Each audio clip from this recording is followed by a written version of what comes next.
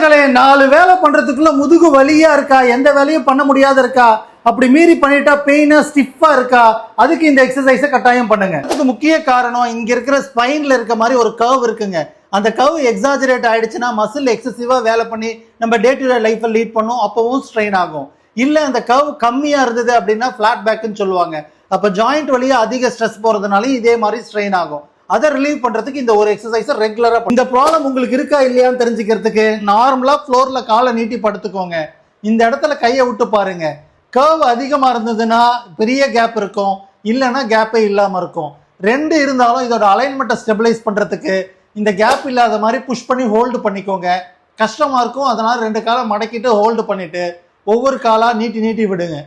ஒரு 30 ரெப்படேஷன் பண்ணதுக்கு அப்புறமா ஒரு காலை நீட்டிட்டு முட்டி மடக்காம இது மாதிரி மேலே தூக்கி விடுங்க. அதுக்கப்புறமா 2 காலையும் நீட்டிட்டு மடக்கி பாருங்க, இந்த இடம் டிஸப்பியர் ஆகக்கூடாது. 4வதா காலை நேராக வச்சுட்டு முட்டி மடக்காம தூக்கி விடணுங்க. இது எல்லாத்துலேயுமே காலை மூவ் பண்ணுறது எக்ஸசைஸ் கிடையாதுங்க. காலை மூவ் பண்ணுறப்போ இந்த இடத்த நியூட்ரல்லையே மெயின்டைன் பண்ணுறது தாங்க எக்ஸசைஸ்.